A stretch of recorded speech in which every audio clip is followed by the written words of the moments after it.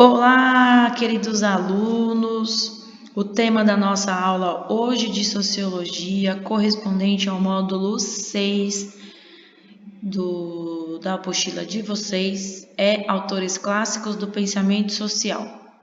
Bom, são 3 autores maravilhosos. A apostila perpassa muito criteriosamente, pontuando como sociólogos do período contemporâneo.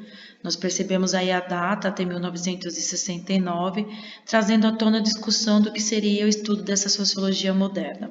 Então, são 3 autores significativos, muito sucintamente o discurso para vocês no módulo 6, mas que a apostila lembrou realmente de tocar nesses 3 sociólogos significativos. Alguns chegam a ser filósofos também.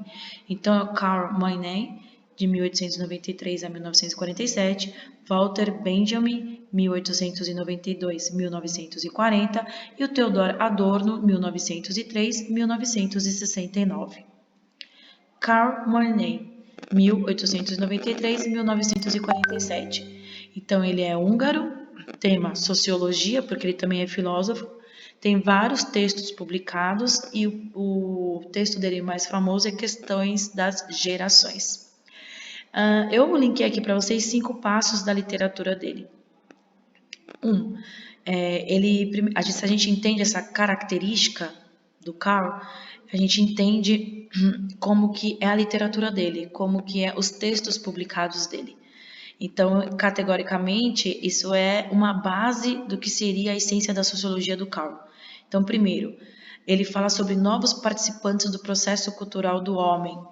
Então, esses novos participantes do processo cultural do homem traz à tona uma discussão aqui que, na verdade, é um processo contínuo do processo cultural, certo? Por quê?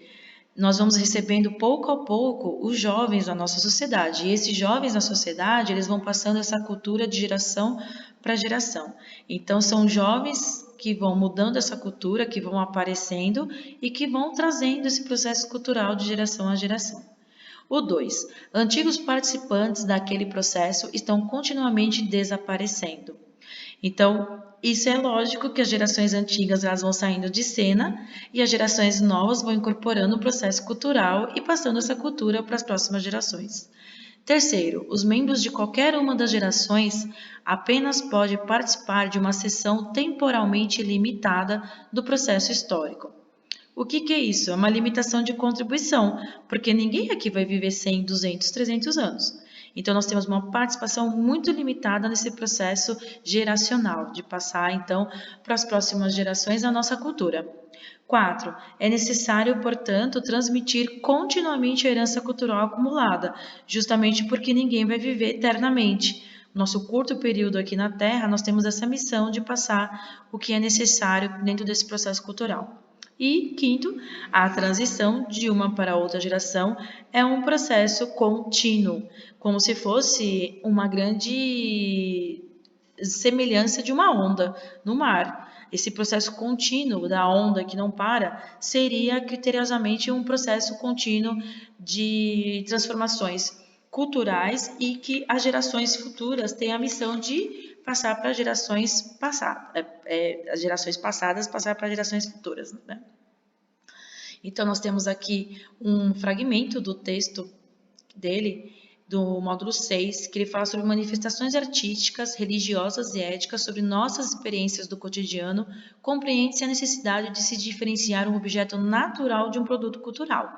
As ciências biológicas lidam com um objeto que não carrega um modelo de pensamento, enquanto as ciências culturais tratam de toda a contextualização histórica, social e cultural de determinado objeto. Então, aqui ele está separando, literalmente, o que é experiências natural e cultural.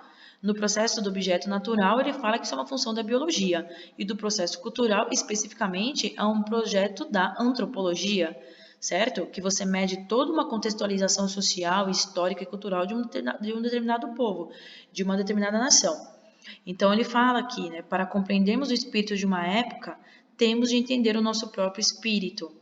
Só a substância pode compreender a substância. Uma época pode estar mais próxima em essência de uma era particular do que outra. E a que está mais próxima será aquela cuja interpretação prevalecerá, ou seja, de acordo com o contexto histórico e a geração que está nesse momento no plano, é que vai realmente redirecionar a interpretação daquela cultura. Na compreensão histórica, a natureza do objeto tem um peso essencial no conteúdo do conhecimento, e alguns aspectos do objeto a interpretar só são acessíveis a certos tipos de raciocínio. A razão de ser de tal fato é precisamente da compreensão histórica não ser intemporal, como conhecimento matemático ou científico, mas antes em si mesmo moldada pelo processo histórico de autorreflexão filosófica. Então, ou seja, essa questão moldada pelo processo histórico de autorreflexão filosófica, ela acaba sendo perpassada de geração para geração. Então, ele cita até um exemplo para vocês. Temos uma imagem completamente diferente da personalidade dos nossos pais, consoante temos 10, 20, 30, 40 ou 50 anos de idade. Mas isso não quer dizer que não exista a personalidade ou caráter dos nossos pais. Isso só quer dizer que cada nível etário compreende o traço ou aspecto de caráter que é acessível a esse nível e que a caracterização que tem a melhor oportunidade de ser tomado como a mais compreensiva e não como a mais objetiva correta. É aquela que se chega quando o intérprete tem a mesma idade da pessoa caracterizada. Ou seja, é redundante, porque o pensamento que nós temos hoje se contrapõe aos valores dos nossos pais.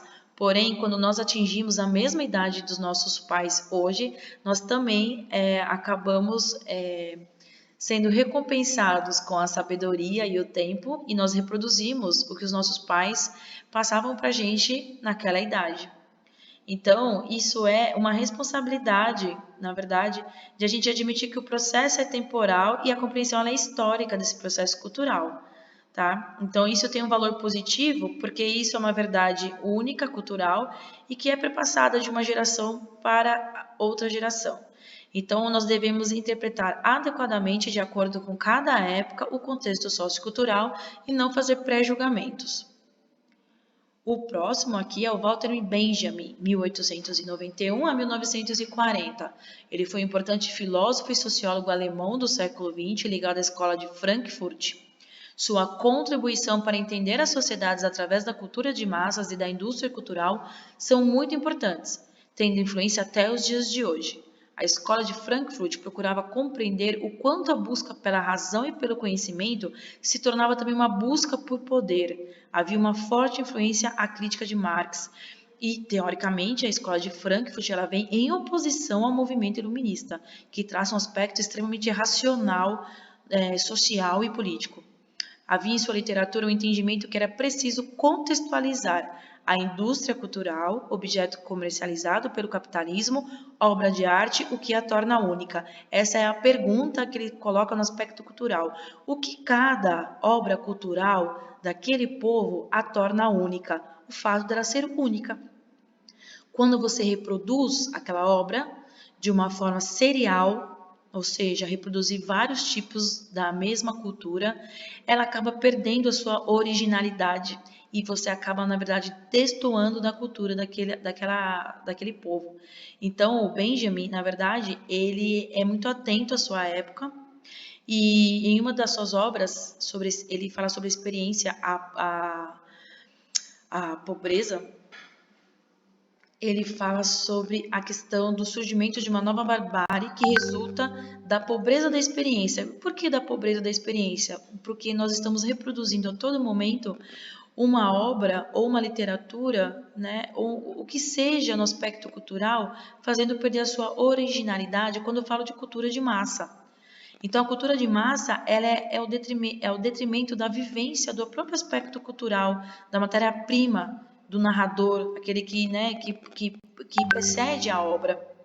Então, ele tem um texto intitulado O Narrador, que ele discorre sobre a narrativa dele, utilizando como objeto o estudo do trabalho do russo Nikolai Leskov, e afirma que a arte de narrar está em vias de extinção, causada pela incapacidade de intercambiar experiências. Do seu ponto de vista, desenvolve-se dois tipos de narradores: os camponeses sedentários, que cultivam um saber milenar transmitido pelos seus antepassados, e os marinheiros viajantes comerciantes que percorrem o mundo e trazem novos relatos para os ouvintes. O surgimento do romance possível com a invenção da imprensa é o primeiro indício do fim da narrativa. O romance lida com o indivíduo isolado, pois este vive afastado de seus pares, vincula-se ao livro e distancia-se de contos de fadas, das lendas e das fábulas. Então, ele fala sobre a questão da informação, da complexidade da midiática e também da questão da industrialização do processo sociocultural, que acaba entrando em decadência o processo sociocultural daquela população.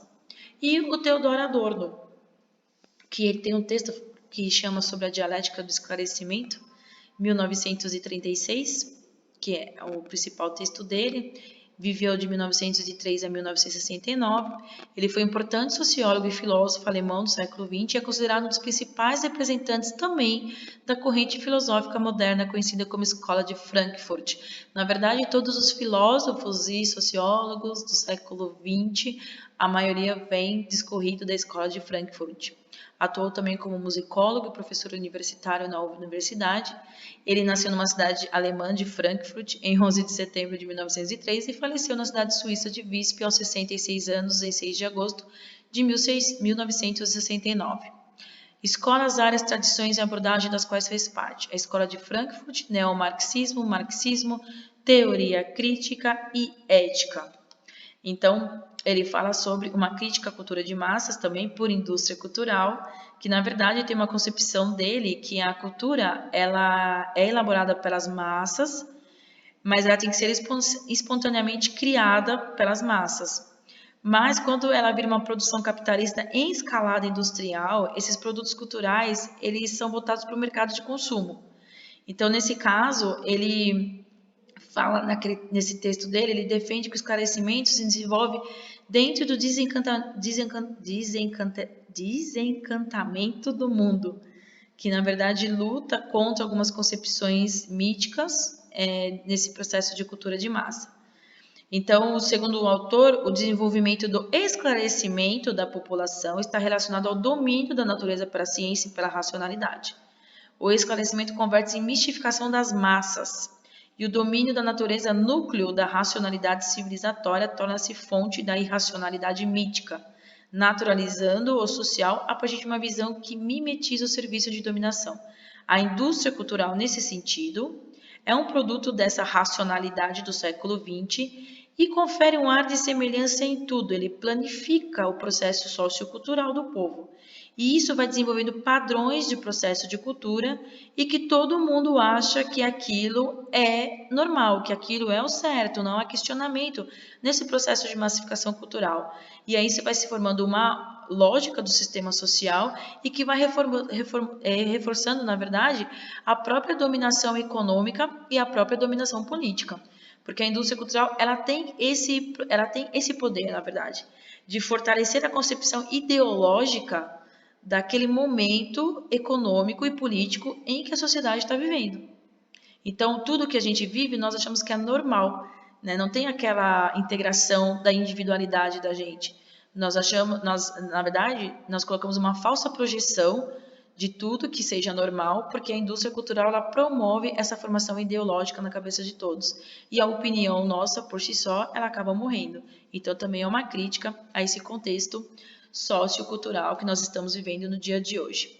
Beleza? É isso aí, galera. Aqui um trecho do texto dele, Dialética do Esclarecimento. Substitui o termo cultura de massas por indústria cultural, pois não é uma cultura feita pelas massas, mas imposta pela produção capitalista em escala industrial voltada para o mercado. Então, tem uma questão aqui que ele critica, que é a naturalização do social, semelhança em padrões de produção cultural, todo mundo consome por igual, todo mundo, né, produz por igual e acha que aquilo é igual para todos. E o reforço da dominação econômica, que na verdade fortalece mais ainda o sistema vigente, que é o sistema capitalista, tá bom? É isso aí, um abraço para vocês, até a próxima.